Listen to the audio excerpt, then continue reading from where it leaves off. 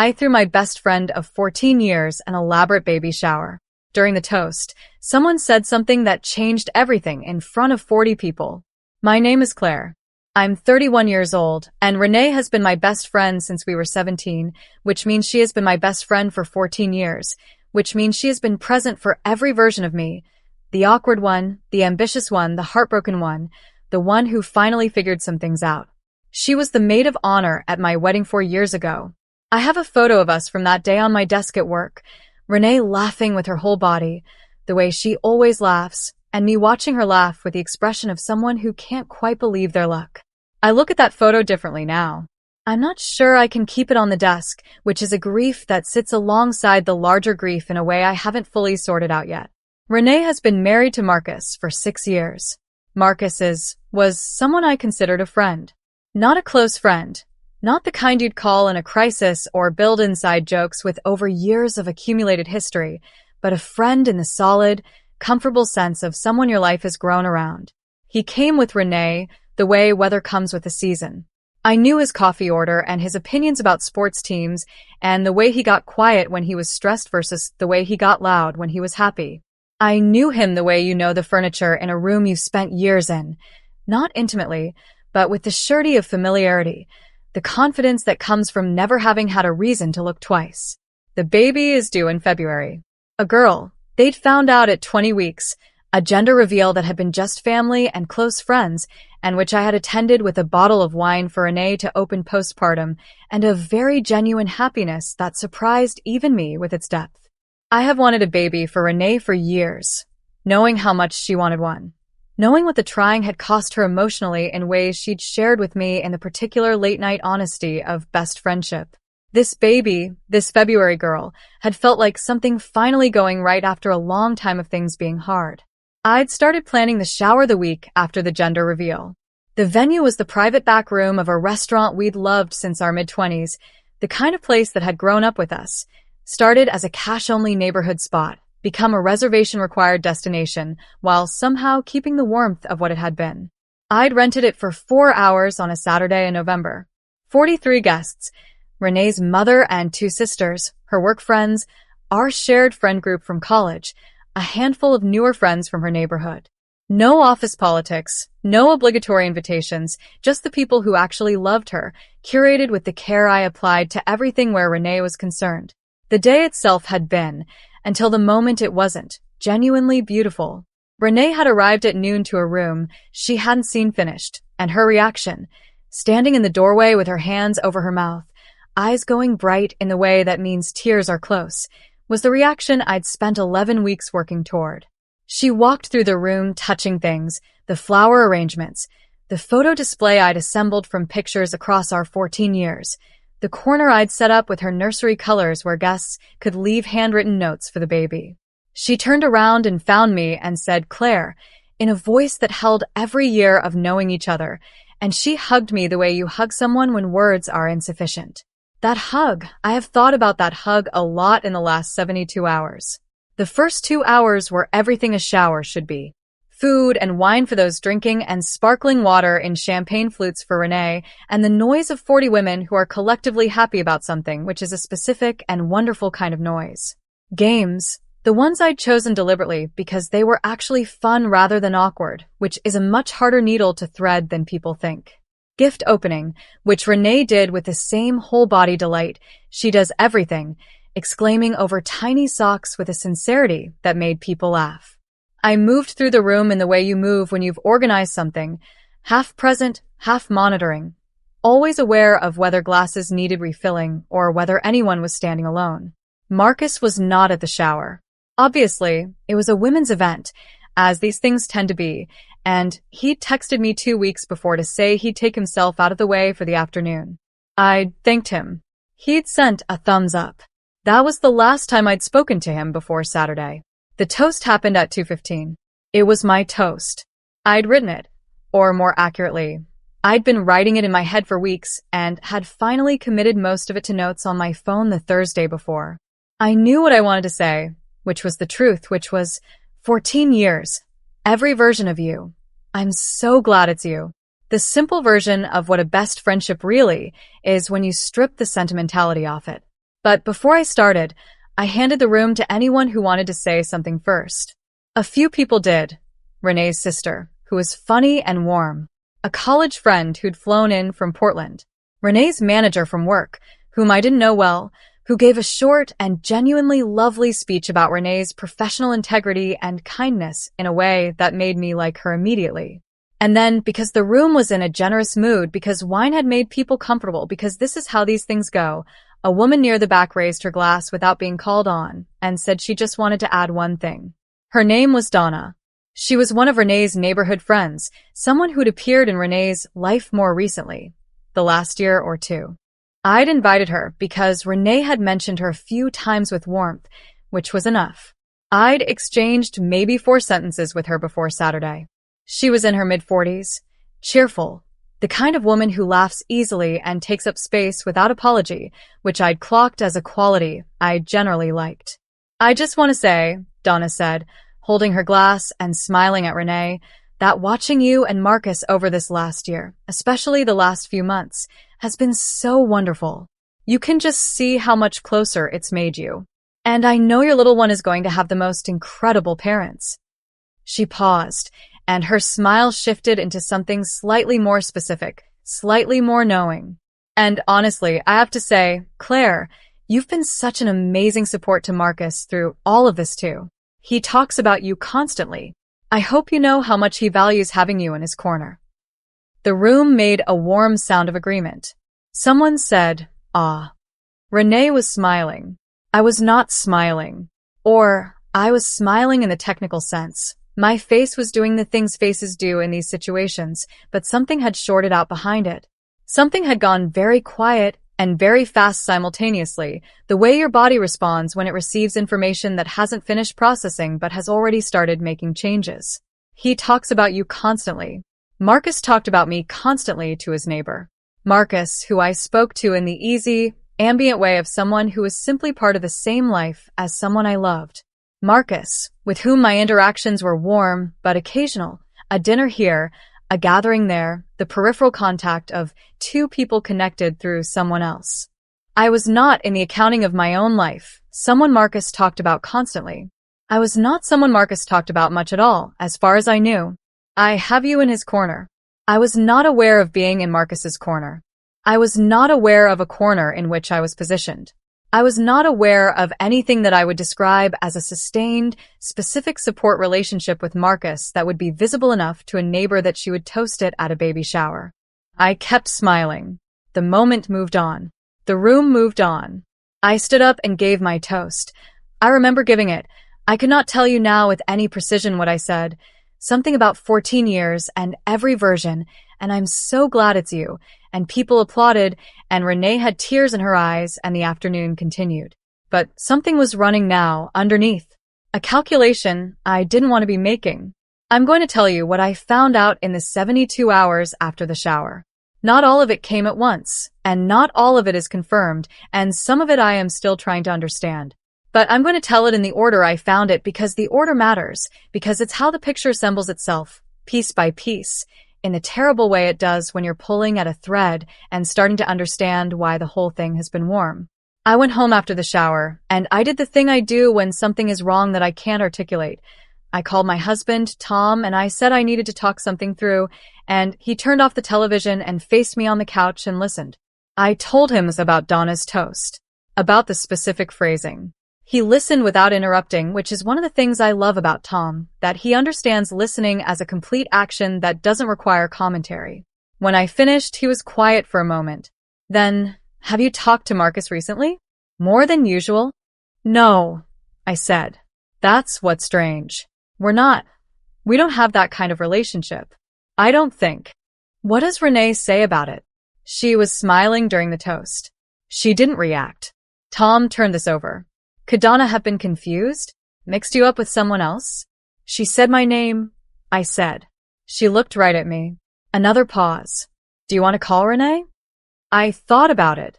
About Renee, who is probably home now, who is probably exhausted in the good way, surrounded by the hall of 40 people's love and a husband who had spent the afternoon somewhere else. I thought about what I would say and how I would say it, and whether there was even a question with clean edges, or whether what I had was just an uneasy feeling attached to a stranger's toast that meant nothing, and I was constructing architecture out of air. Not tonight, I said. I didn't sleep well. In the morning, I did something I want to be honest about, because I think honesty requires including the uncomfortable parts. I looked through my own phone. Not Marcus's phone, not Renee's, mine. I went through my messages, looking at the history with Marcus, which was sparse. A group thread with him and Renee for logistics. A handful of direct messages over the years, most of them practical. A birthday surprise coordination, a question about a gift, the brief exchanges of people who have no particular reason to communicate directly, but occasionally do. Nothing that looked like anything. Nothing that explained what Donna had described. I went through my call log. 3 calls from Marcus in the last 8 months, one in March that I vaguely remembered, something about a restaurant recommendation, one in June that I couldn't place, one in September that I had no memory of at all. I stared at the September call. It was a Sunday afternoon. 11 minutes. I have no memory of an 11-minute phone call with Marcus in September. I have a decent memory. I remember most things. I could not, sitting with my phone on Sunday morning, reconstruct a single second of that conversation. I called my friend Jade because Jade is the person I call when I have a thought I'm not sure I should have, and I need someone to either validate or dismantle it, and she is completely reliable for both. I told her about the toast, about Donna's words, about the September call I couldn't remember. Jade was quiet in a way that had texture. What? I said. Nothing, she said. Can I tell you something that I've been sitting on, and I need you to understand I was sitting on it because I wasn't sure it was anything? Jade. A few months ago, August, maybe, I was at the farmer's market on Clement Street, and I saw Marcus. Okay. He was with someone. A woman I didn't recognize. And it wasn't like, obviously, anything. They were just walking and talking. But Claire, the way he was talking to her. I know you know what I mean by that. The way someone talks she stopped. When they're what? When they're trying to impress someone. When it matters how they come across. A pause. I almost called you that day. And then I thought, I don't know who that woman is. Maybe it was nothing, maybe it was a work person, and I didn't want to be the person who plants something that turns out to be nothing. But you're telling me now. Because you called me with Donna's toast, she said. And now I'm less sure it was nothing. I sat with this for a while after we hung up. The farmer's market in August. A woman Jade didn't recognize. The way Marcus was talking. Here's what I need to tell you about my relationship with Marcus. The part that I've been examining from every angle since Sunday morning.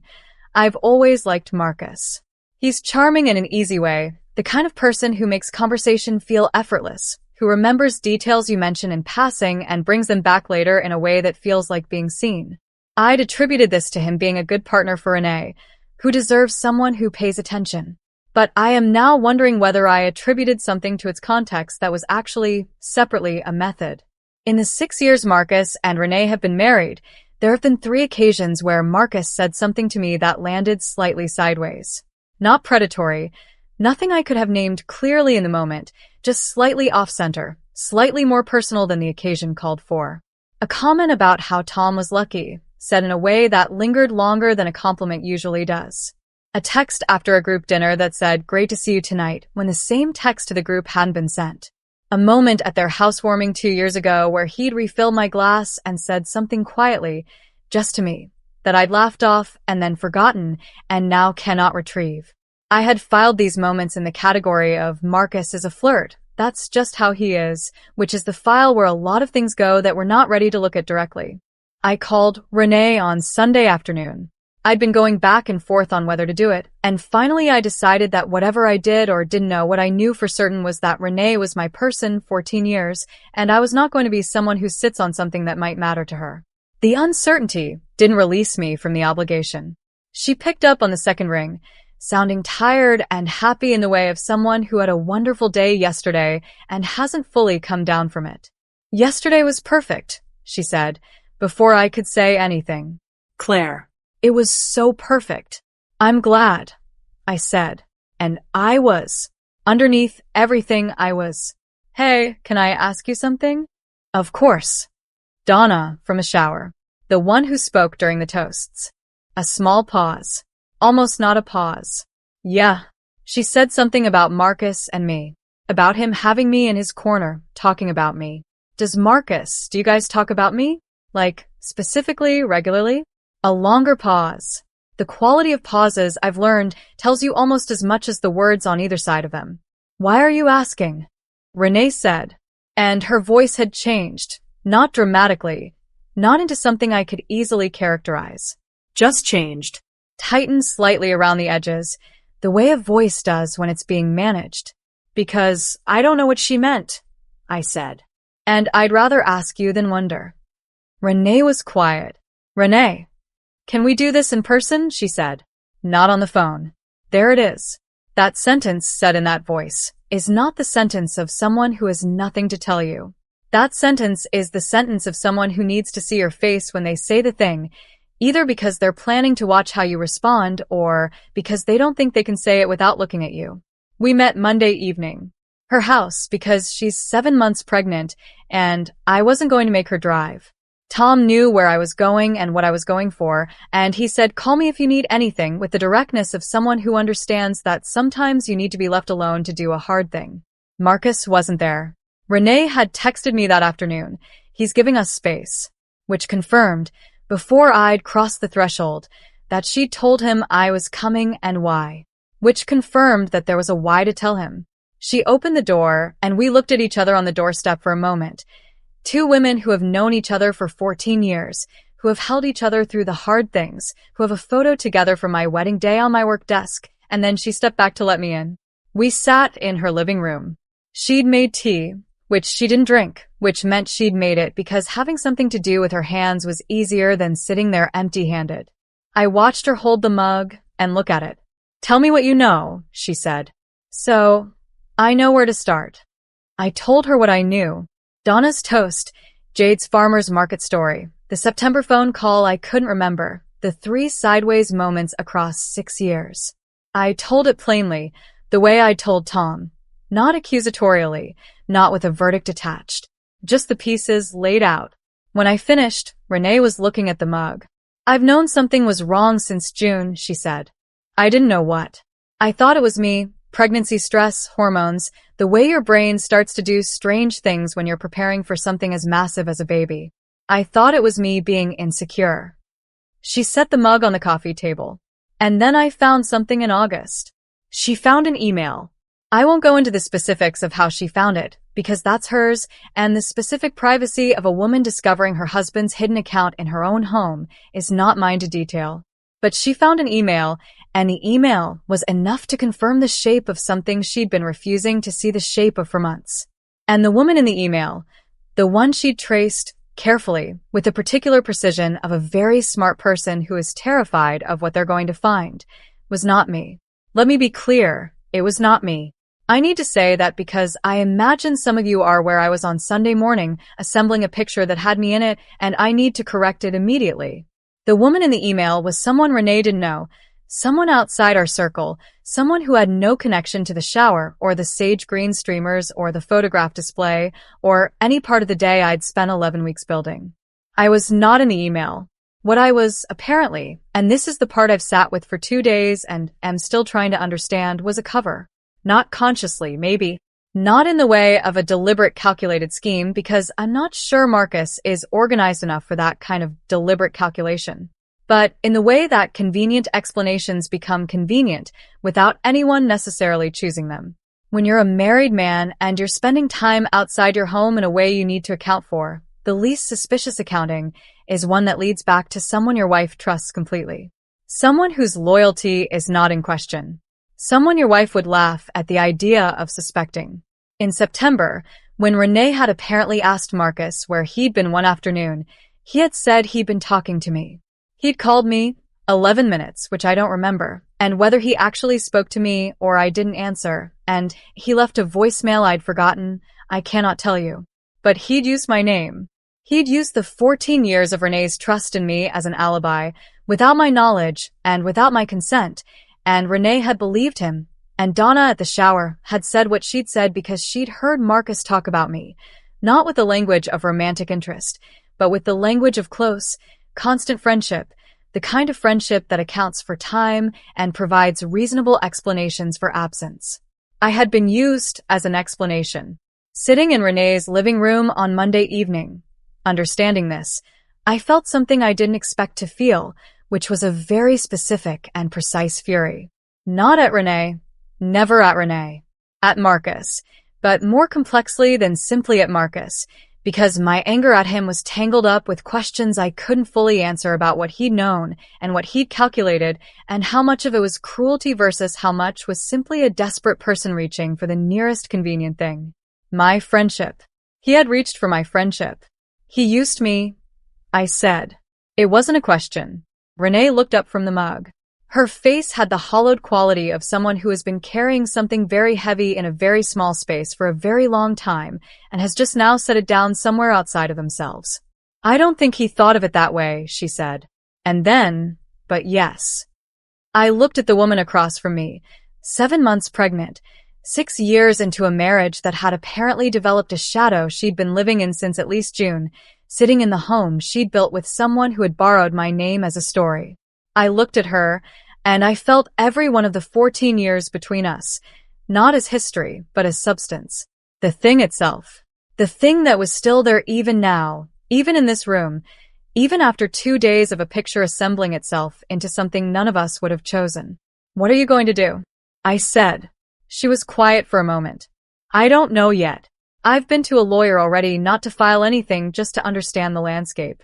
I know what I need to know to make a decision. I'm just not. I'm 7 months pregnant, Claire. I'm 7 months pregnant, and I need to figure out how to make the right decision for this baby, when I also need to be allowed to be devastated. You're allowed to be devastated, I said. I know. She picked the mug back up. I know. We sat there for a while, the two of us, in the way we've sat in hard things together for 14 years. Not solving it. There was nothing to solve that evening, nothing either of us could do to make the shape of what this was any different than it was. Just sitting in it together, which is sometimes the only thing friendship can offer, and is also, I've found, the thing friendship offers that nothing else does.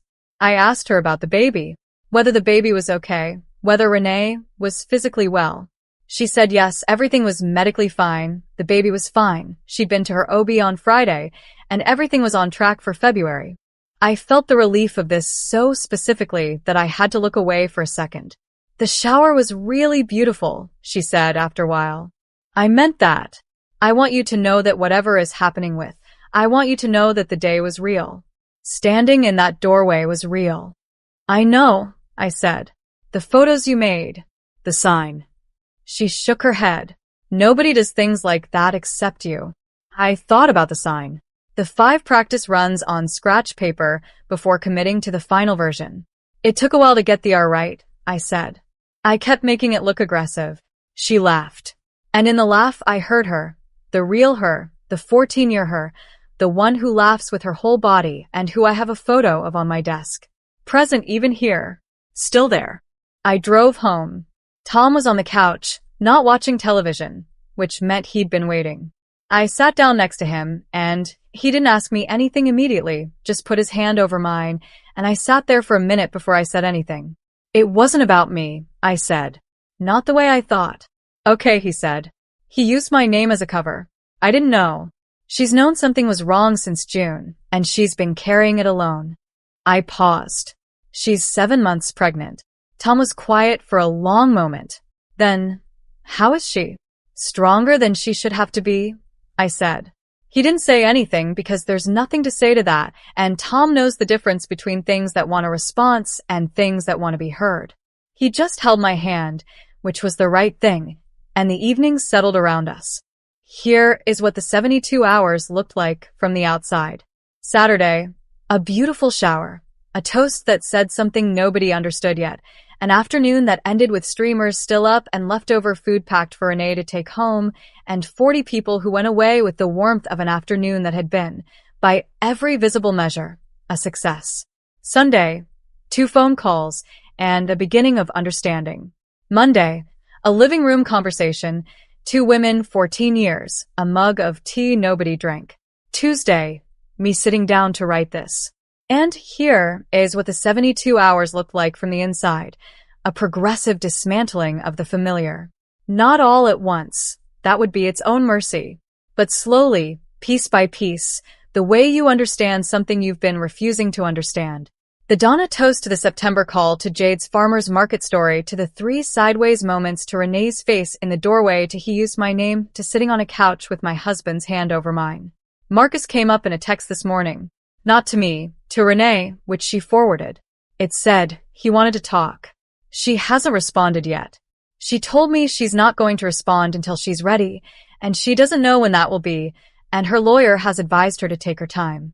I think this is the right decision. I also think that whatever Renee decides, to stay and try to rebuild, to leave, to take her time figuring out which of those, I will be in the chair next to her for all of it. Not because I'm needed, because that's what 14 years means. She had her own mother for this kind of crisis, and her sisters and other people who love her. But she called me first on Sunday evening, after I'd called her. She called me and said, I need to tell you something I've been holding since August, and she told me because I think in the architecture of her interior life, I am the person she tells things to. I am that for her the way she is that for me.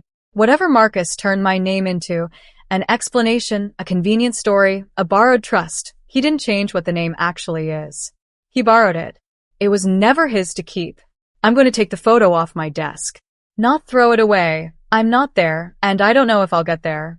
But I can't look at it right now in the same way, and I think that's okay. I think grief gets to be specific. I think you're allowed to mourn the Renee I thought I knew the situation around, even while still having the Renee who laughed in that doorway on Saturday afternoon. The shower was real. The sage green streamers were real.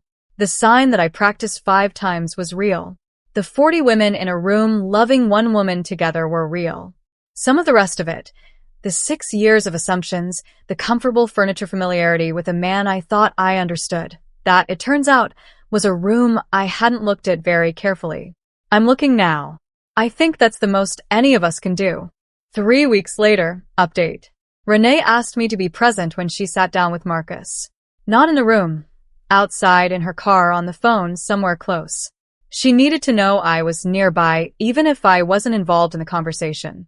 I sat in her driveway for 2.5 hours with a thermos of coffee and my phone in my hand. She texted me when it was over. Come in. Marcus was gone. She was on the couch. I sat next to her and we ordered takeout and watched something completely stupid on television, and neither of us talked about what had been said in that conversation because she needed a night off from it, and I could give her that. She told me later. What he'd admitted, what he hadn't.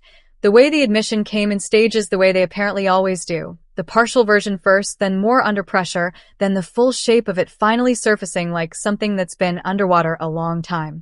She told me in the measured way of someone who has done some work on being able to say a thing out loud without it unraveling her. 7 months pregnant, composed, clear-eyed in a way that hurt to look at directly. I'm filing, she said, after the baby. The lawyer says wait until after, and I think that's right. Okay, I said. I want you in the delivery room, she said.